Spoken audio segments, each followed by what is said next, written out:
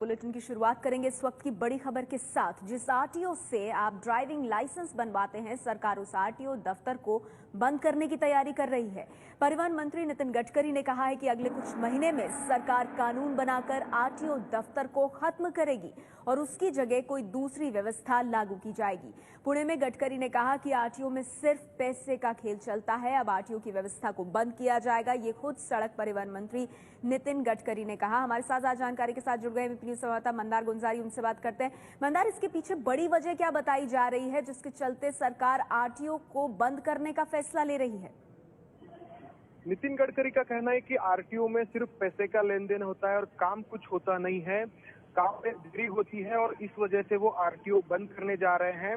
अगर कोई traffic signal तोड़ता है, नियमों का भंग करता है तो आरटीओ को उसके ऊपर कार्रवाई करनी होती है। आरटीओ की तरफ से वो काम भी ठीक से नहीं होता है।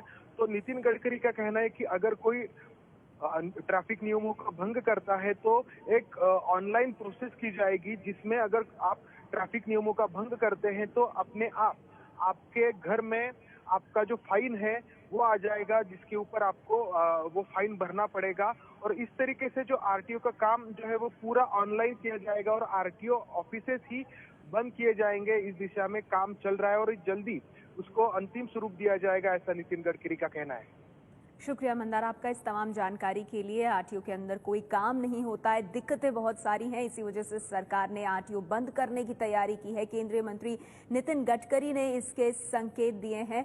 आरटीओ का काम क्या है आपको बता दें, गाड़ी चलाने के लिए ड्राइविंग लाइसेंस जारी करने का काम आरटीओ करता है। आरटीओ ही गाड़ियों का रजिस्ट्रेशन कर नंबर प्लेट जारी करता है।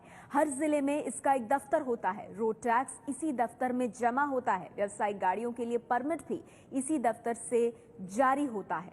और अब इसी आरटीओ के दफ्तर को बंद करने का संकेत दिया है सड़क परिवहन मंत्री नितिन गडकरी ने। आरटीओ में ही रोड टैक्स जमा किया जाता है, आपकी ड्राइविंग लाइसेंसेस आपको आरटीओ की तरफ से मिलते हैं, गाड़ियों का परमिट यहीं से जारी होता है। लेकिन क्योंकि यहाँ कोई काम नहीं हो रहा, ऐसा केंद्र सरकार का मानना है, समस्याएं बहुत ज्यादा बढ़ रही हैं, इसलिए आरटीओ को खत्म करके एक नई व्यवस्था लाने की तरफ सरकार सोच रही है। आरटीओ में भ्रष्टाचार के आरोप लगते रहे हैं और अब इसी बात को ध्यान में रखते हुए खासतौर पर दलालों की दखल की वजह से बदनाम रहा है आरटीओ। तमाम वजह हैं, लोगों को दफ्तरों के चक्कर लगाने पड़ते हैं और इस वजह से अब सरकार इस प्रक्रिया को सरल बनाने के लिए आरटीओ की पूरी व्यवस्था को हटाकर एक नया सिस्टम खड़ा करने के बारे में सोच रही है।